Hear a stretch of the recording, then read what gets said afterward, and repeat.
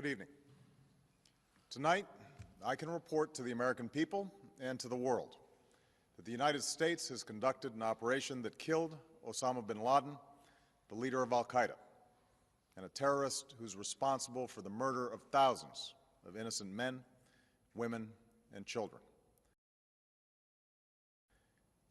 It was nearly 10 years ago that a bright September day was darkened by the worst attack on the American people in our history. The images of 9/11 are seared into our national memory.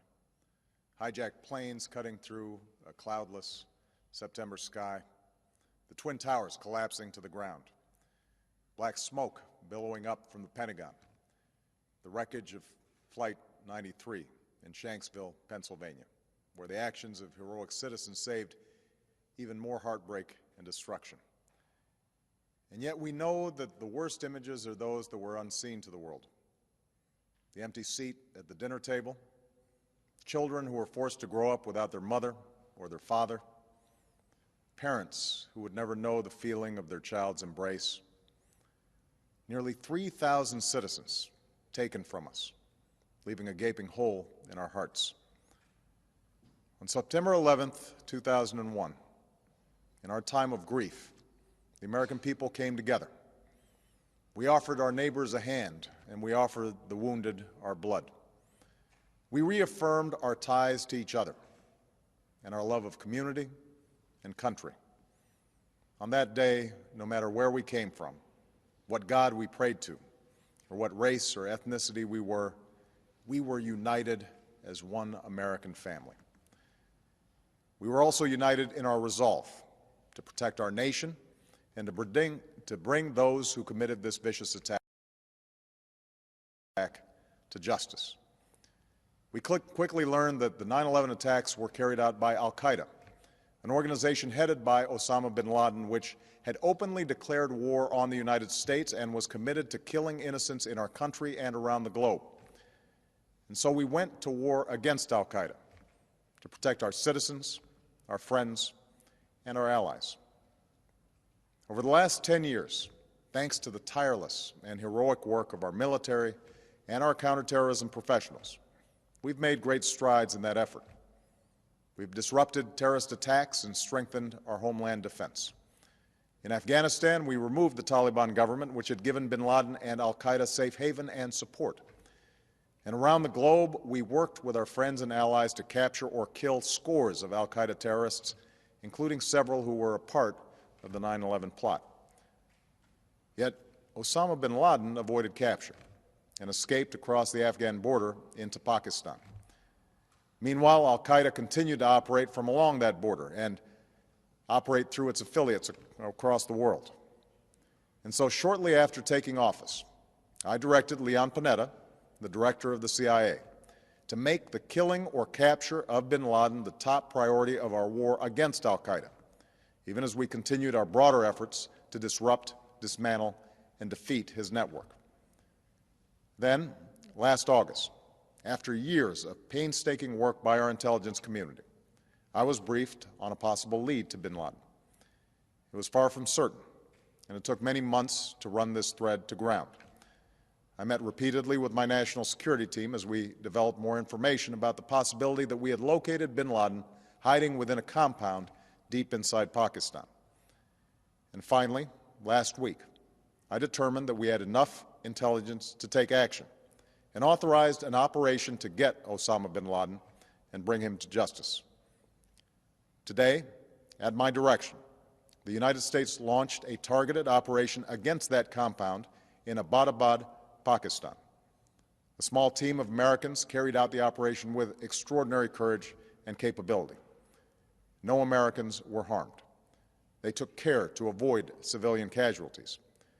After a firefight, they killed Osama bin Laden and took custody of his body. For over 2 decades, bin Laden has been al-Qaeda's leader and symbol, and has continued to plot attacks against our country and our friends and allies. The death of bin Laden marks the most significant achievement to date in our nation's effort to defeat al-Qaeda. Yet his death does not mark the end of our effort. There is no doubt that al-Qaeda will continue to pursue attacks against us. We must and we will remain vigilant at home and abroad. As we do, we must also reaffirm that the United States is not and never will be at war with Islam. I've made clear, just as President Bush did shortly after 9/11, that our war is not against Islam. Bin Laden was not a Muslim leader. He was a mass murderer of Muslims. Indeed, al-Qaeda has slaughtered scores of Muslims in many countries, including our own. So his demise should be welcomed by all who believe in peace and human dignity. Over the years, I've repeatedly made clear that we would take action within Pakistan if we knew where bin Laden was. That is what we've done. But it's important to note that our counterterrorism cooperation with Pakistan helped lead us to bin Laden and the compound where he was hiding. Indeed, bin Laden had declared war against Pakistan as well and ordered attacks against the Pakistani people. Tonight, I called President Zardari, and my team has also spoken with their Pakistani counterparts. They agree that this is a good and historic day for both of our nations. And going forward, it is essential that Pakistan continue to join us in the fight against al-Qaeda and its affiliates.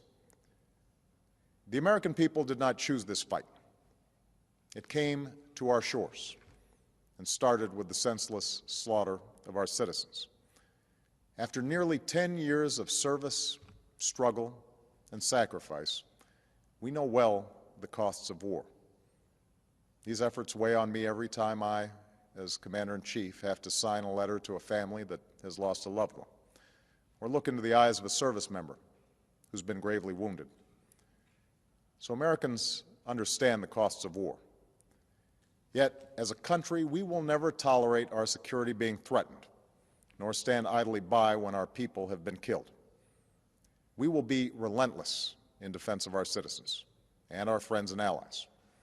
We will be true to the values that make us who we are. And on nights like this one, we can say to those families who have lost loved ones to al-Qaeda's terror, justice has been done.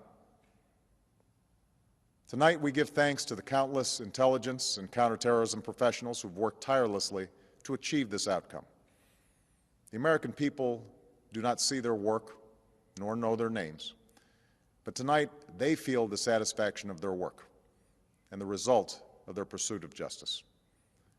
We give thanks for the men who carried out this operation, for they exemplify the professionalism, patriotism, and unparalleled courage of those who serve our country.